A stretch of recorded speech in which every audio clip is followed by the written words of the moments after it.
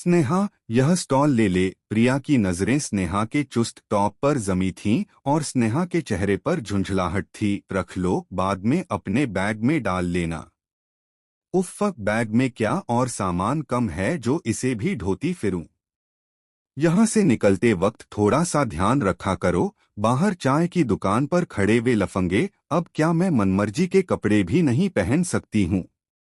और वैसे भी आज तक उन लोगों ने न कुछ कहा है, न कोई ऐसा व्यवहार किया है जिससे मुझे कोई परेशानी हो।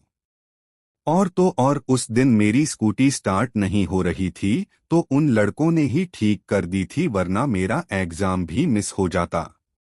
बेवकूफ है तू। जरा अपने सेंसेज को जगा कर रखा कर। सामने वाले अनिल शर्मा जी की बेटी को देख, कैसे ढंग के कपड़े पहनती है। और आज तक उसने मम्मी प्लीज मुझे किसी से कंपेयर मत करो कहती हुई स्नेहा इतनी तेजी से भागी कि प्रिया उसे स्टॉल पकड़ा ही नहीं पाई। माम बेटी का लगभग रोज का विवाद और चिकचिक राहुल को अच्छी नहीं लगी, सो बोल उठे, तुम क्यों मन खराब करती हो? किसी और की वजह से स्नेहा पर इतनी रोकटोक ठीक नहीं है। महल्ले वालों की वजह से क्या वह अपनी मनमर्जी से पहनोड़ भी नहीं सकती? महल्ले वालों की परवाह नहीं है। राहुल, मेरा मन तो उस चाय की गुमटी पर खड़े लड़कों को देखकर खराब होता है। अरे, सुबह शाम ही तो चाय पीने का समय होता है। तुम तो ऐसे बोल रही हो जैसे ये लड़के दिन भर वहीं खड़े रहते हैं। दिन भर खड़े रहें तो ठीक है, पर उसी वक्त क्यों खड़े होते हैं जब अपनी स्नेहा कॉलेज जाती और आती है? प्रिया के तर्क का जवाब देना राहुल के बस में नहीं था। तुम नहीं जानते राहुल, मुझे उनकी हंसी से चिढ़ होती है। आते जाते लोगों को ताकना और धीरे धीरे बातें करके हंसना मेरे गुस्से को बढ़ा देता है। अब यह क्या बात हुई? किसी की हंसी से तुम उसके चरित्र पर उंगली कैसे उठा सकती हो? उन लड़कों की शक्ल ही बताती है कि कितने लफंगे हैं वे। अब छोड़ो, उन लड़कों की जिंदगी है, जैसे बितानी है बिताएं। मुझे उनकी जिंदगी से कोई लेना देना नहीं है। लेकिन उनके जीने के ढंग की आंच खुद तक पहुंचने लगे तो कोई क्या करे? बाहर चाय की चुस्कियां लेते और एक दूसरे के हाथों पर हाथ मारकर हंसते उन लड़कों को देखकर प्रिया का मन घृणा से भर उठा था। बात बदलने की गरज से राहुल बोले, आज मैं फ्री हूं। तुम बहुत दिनों से अनिल शर्मा जी के यहाँ जाने को बोल रही थीं। हाँ, आज हो आएंगे, बहुत दिनों से बुला रहे हैं। एक वही तो हैं, वरना यहाँ किसी से बात करने का मन नहीं करता है। मैंने स्नेहा से भी कहा है कि उनकी बेटी से दोस्ती कर ले, पर वह सुनती कहाँ है। पेट्रोल पंप के मालिक अनिल शर्मा जी के सभ्य और अभिजात्य परिवार से प्रिया बहुत प्रभावित थी। 2 महीने पहले जब प्रिया का परिवार यहाँ शिफ्ट हो रहा था तो अनिल शर्मा जी ने ही नसीहत दी थी, यहाँ के लोगों से बातचीत और व्यवहार ज्यादा न रखें, खासकर जब घर में लड़की हो। यहाँ इतना बड़ा और आलीशान मकान बनवाकर हम पछता रहे हैं। भाभी जी, जरा इन लफंगों से सावधान रहना। अनिल शर्मा जी की कही बात ने प्रिया के दिमाग में गहरी पैठ बना ली थी।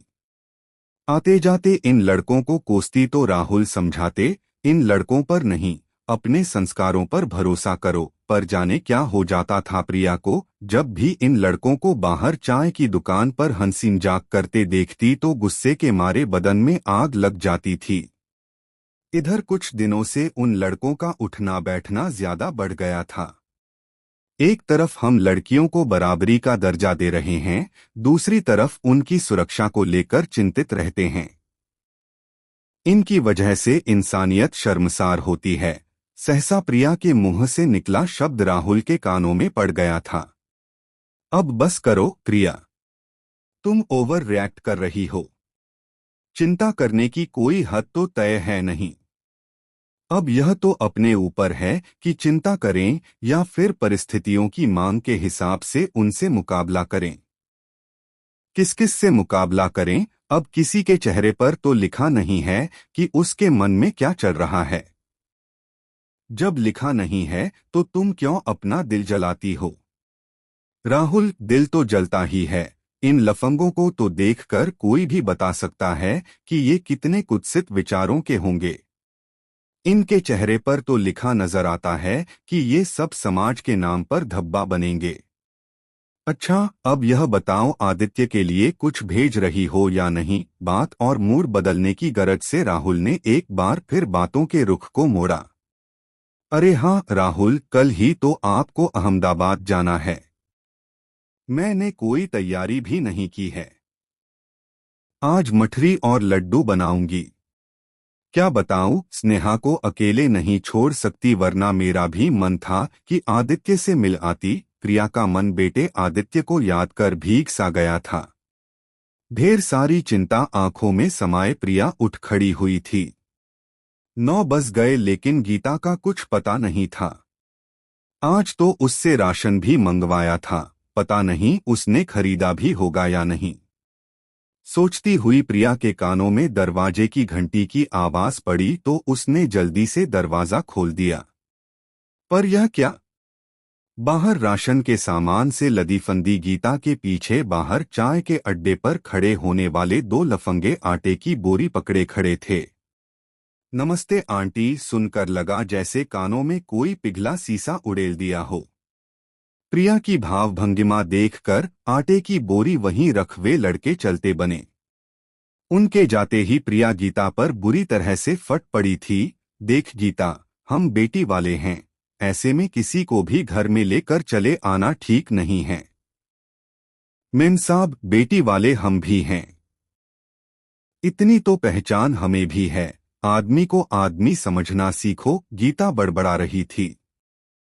उसका मूड खराब करके प्रिया अपने काम को बढ़ाना नहीं चाहती थी, सो बात को वहीं छोड़कर वह नरमी से बोली, हमारी किसी से निजी दुश्मनी तो है नहीं, घर में लड़की है सो चिंता बनी रहती है। तू खुद ही देख, ये लफंगे से लगने वाले लड़के सुबह शाम यहीं खड़े रहते हैं। आटा मारते हुए गीता ने कहा, ये बच्चे भी हमारे आपके जैसे परिवारों से हैं, अकेले रहते हैं, पढ़ाई करते हैं, थोड़ा बाहर हंस बोल लेते हैं तो क्या हुआ? ये लड़के यहाँ के नहीं हैं क्या? नहीं, कोई कोर्स कर रहे हैं। तू इतना सब कैसे जानती है? इनके लिए शाम की रोटी मैं ही बनाती हूँ। इस खुलासे के बाद तो प्रिया का मूड ही खराब हो गया।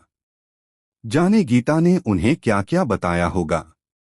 दूसरे दिन राहुल अहमदाबाद चले गए तो प्रिया ने खुद को घर में कैद कर लिया।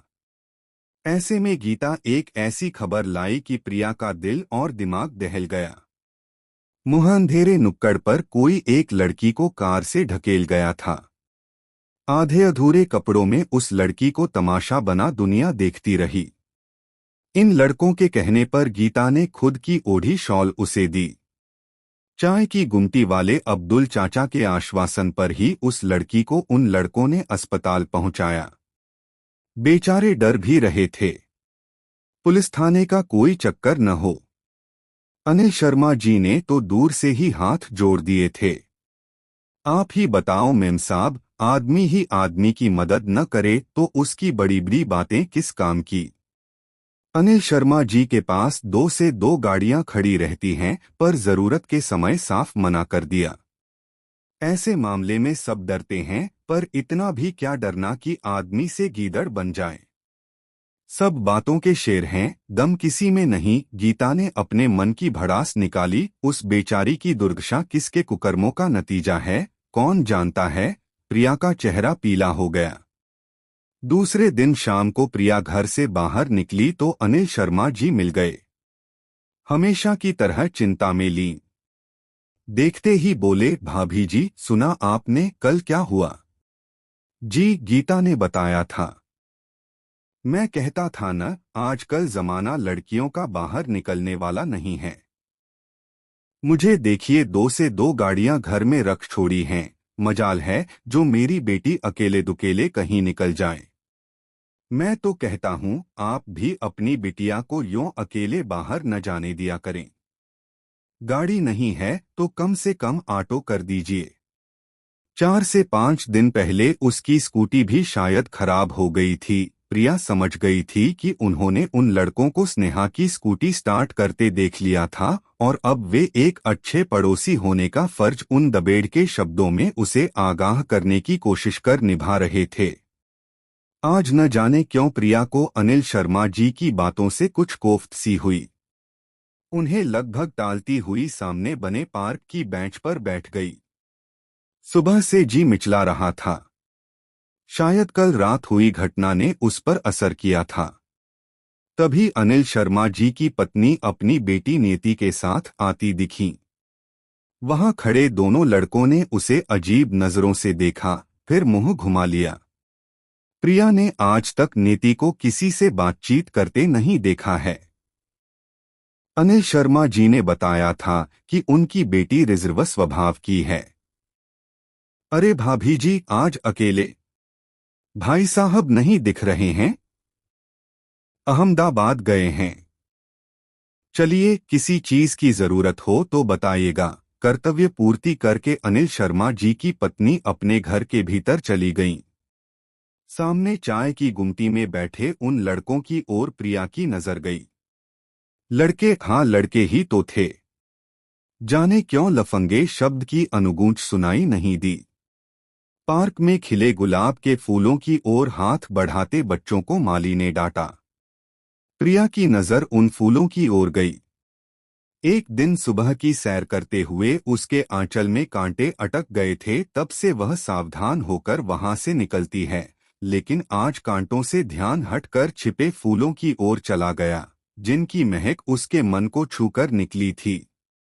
आज शाम कुछ नई सी थी, किसी की हंसी कानों को चुभ नहीं रही थी। प्रिया ने एक बार फिर ध्यान से उन लड़कों को देखा। कल इन लड़कों द्वारा उस अनजान लड़की के प्रति दिखाई संवेदनशीलता ने साबित किया था कि संवेदना किसी खास चेहरे और स्तर की मोहताज नहीं होती। प्रिया यूं ही बैठी रही। करीब आधे घंटे बाद उठी तो ऐसा चक्कर आया कि कुछ होश न रहा। आंख खुली तो देखा सामने डॉक्टर बैठा था। चलिए, आपको होश आ गया, अब मैं चलता हूं। चिंता की कोई बात नहीं है, मुस्कुराते हुए डॉक्टर ने प्रिया से कहा। ये लड़के मुझे अपनी बाइक में हवाई जहाज जैसी स्पीड में लेकर आए थे। मम्मी, आपकी तबीयत ठीक नहीं थी तो बता देती। करण और अमित नहीं होते तो आज पता नहीं मैं कैसे मैनेज करती। इन बेचारों ने मेरी वजह से खाना भी नहीं खाया है, तब से यहीं भूखे बैठे हैं।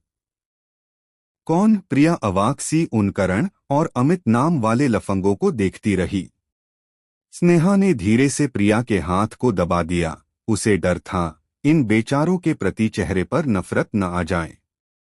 आंटी जी, आज हमारा पिक्चर देखने और बाहर खाना खाने का प्रोग्राम था, इसलिए गीता दीदी को मना कर दिया था। हम जाने ही वाले थे, लेकिन देखा आप अचानक गिर गईं।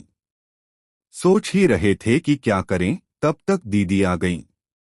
उन्होंने बताया कि आपको स्पॉन्डिलाइटिस की वजह से चक्कर आ जाते हैं। गिरने की वजह से आपके सिर पर चोट लग गई तो हम घबरा गए थे। आज तो तुम लोगों को खाना भी नहीं मिलेगा।